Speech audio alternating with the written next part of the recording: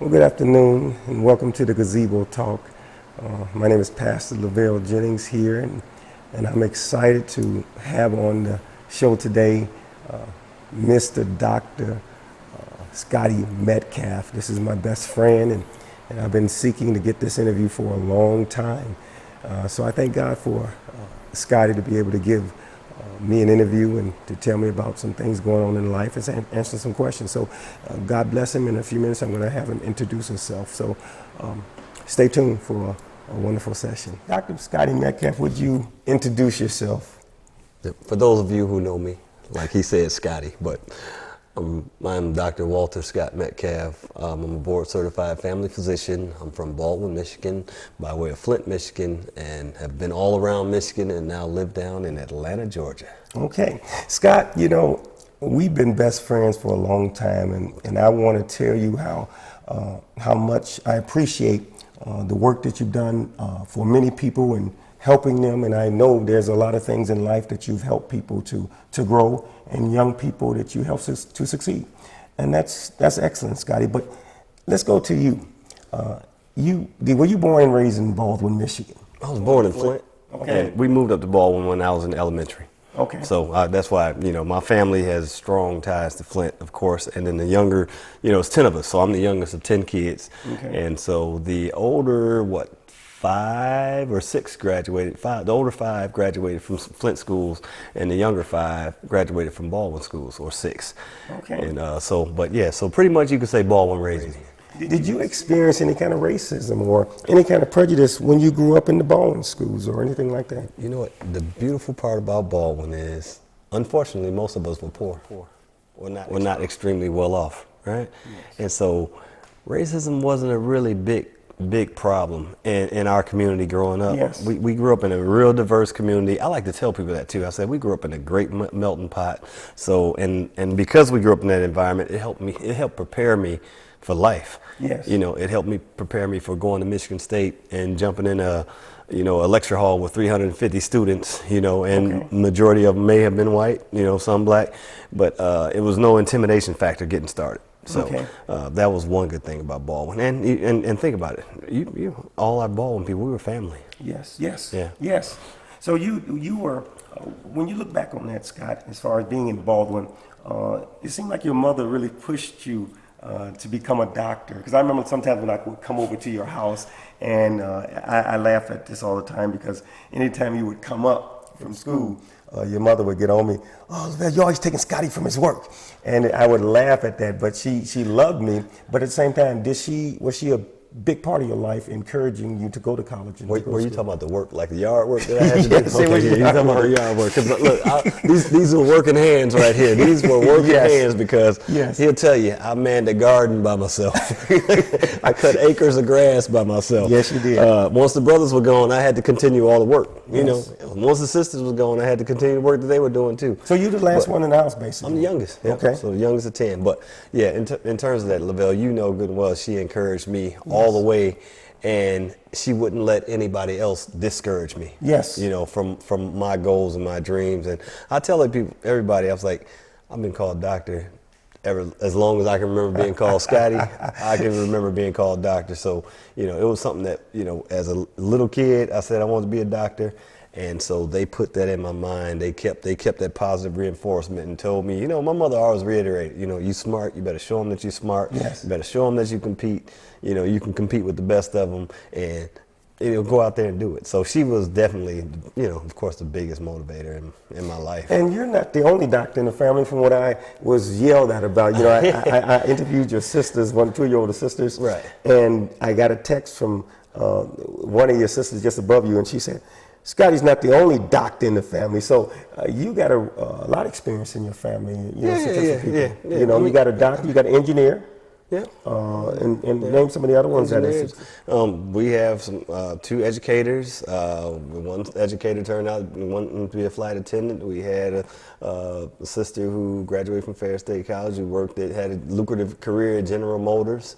I had a brother, oldest brother was blue collar all the way. He went through, retired from 2 different companies and lives in Flint. So, pretty much she did her job. Did you have any kind of music talents, Scott? I know you got a piano I see in your place here, but did you have any? Now, this is where I should cut and get y'all some footage because I got some high school footage of a talent show, which we were robbed. Me and my rap partner were robbed in first place. I remember that. Because Lavelle and some young lady had decided to sing some Full Force song or some Lisa Colt jam.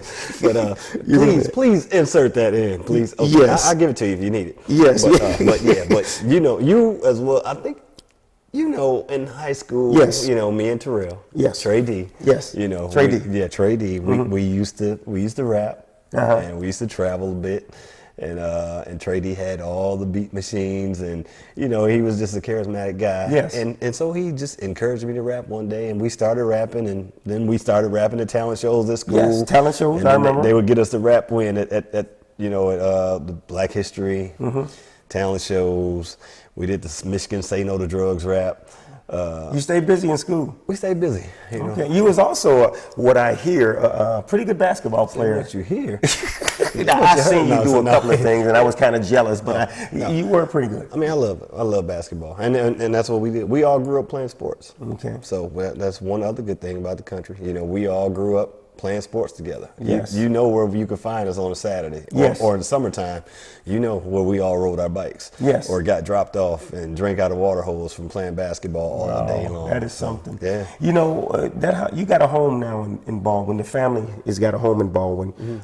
As far as you know, do you plan on trying to keep that in the family? Because I know that sometimes people get rid of the homes and as they move away, because here you are in Atlanta now and you got most of your siblings there in other places. Do you plan on, as much as you can, keeping the home in the family? Yeah, I think if you want to build a legacy, Yes. that's what you want to do. You want to build a home. If my mom left us a beautiful home, Yes. left us some acres, and I feel no need that if something is paid for, it's really no need. We got 10 kids, so why would we sell it and divide it up and get a few dollars a piece when Yes. we can keep creating a lifetime of memories there. That's good. What kid does not like to go up to Idaho and ball? Amazing. We show them all a great time. My kids love it. That's good. They love coming up. Scott, here you are in Atlanta. Do you ever a part of you miss Baldwin? You're up here now. Yeah, you gotta miss Baldwin. I mean, it's home. So Yes. I mean, and you love home. So I mean, you're gonna miss your friends at times. So it's good that I live in Atlanta because all you guys want to come down here. Yes. So that's one good thing. But I mean, it's nothing like home. Yes. We go home. What we do? We eat at the same place. Yes. Somebody's gonna have a fish fry. Somebody's gonna be hanging out at the beach. Somebody's gonna be hanging out at the park. The good events that Q was putting on Yes. with the summertime, in Baldwin with the alumni basketball. It's just good to come home, see old friends, and just pick up where we never left off. Scott, I got to say this to everybody out there, what this man inspired me to do. When I was going through some hard times back in the day, I had one friend that I can count on that would come and sit with me when I didn't have furniture in my house and when I didn't have a car. And what was that one show we used to watch all the time? Sanford and Son. Sanford and Son would always give us a laugh, and this man and he really encouraged me to be who I am today. And we fight about who knows the most of the lines. Who knows? I think he could beat me now because he probably done watched a few more. But I used to be pretty close at comparing. But I'm sorry, go ahead. Now wait a minute, Scott. This is my show now. You're not gonna take over my show. I'm gonna be quiet. Okay, so here we go. So Scott, when you did move from Baldwin, here you are. You are successful, man, and a lot of people say that nothing good comes out of Baldwin, but you are a living testament because I believe, and many, that you are successful. Meaning that here you are on a TV show, you even got, I believe, a record out or something like that, and you've got some business deals going. Scott, how do you focus on that? And did you ever dream of being in this spot when you were young? Did you ever know? I always dreamed that there's something better, because you have to dream that there's something bigger and better. So, and I knew that, if God gives you a gift, and if that gift is the gift of working hard, yes, and putting in perseverance to focus on a goal, you can't waste it. Yes. Can't say I'm the smartest guy out there, but I can say that I definitely, was blessed enough intelligence, but definitely blessed with the gift to go out there and get it. And then far as, you know, the gains in life, I have to, you know, one is I gotta, you know, highlight my wife. Okay. You know, my wife is super intelligent. Wonderful. You know, she's beautiful. She's smart. She's driven. You know, and you know that saying, like, behind every successful man. Yes. Well, you know, well, how about, you know, right next to that successful man, right next to that Yes. successful woman is a husband, you know, that wants to support her because she's very goal-oriented, driven, and you know, she won't let. It's almost like she will push me to the point of not letting me do anything mediocre. So she's, you know, she's like, you know, if you like the music, if you downstairs and you put the studio in and you got some music, you know, do something with it. Yes. So she's more like, not calling my bluff, but saying, okay, you got it, do it. You know, show it, and prove it. And you guys compliment each other. Seem like pretty good. Yeah, we have to. Yeah. Okay, where did you meet your wife at? Look, Go ahead. We're 18 years in marriage, so we got to compliment each other now. Yes. Yeah. Yes, and she's a doctor as well. Yes, sir. Okay, Yes, where sir. did you meet her at? I met her at a pre-med conference in Miami. Okay. In 1999. You remember the date? That's pretty That's good. right, yeah. Okay. Yeah. All right. And you know, I got to tell you this story. You know, you brought her to Baldwin one time, and I met your wife before she was your wife one time before, and then she was in Baldwin one time, and I remember I was going through separation of my life, and I remember I went to Save-A-Lot, and I was in Save-A-Lot, and I went to go get some, I'm going to say pickles, and I was walking down there, and I looked, and I saw, who is this lady in Baldwin, Michigan? She don't look like from around here.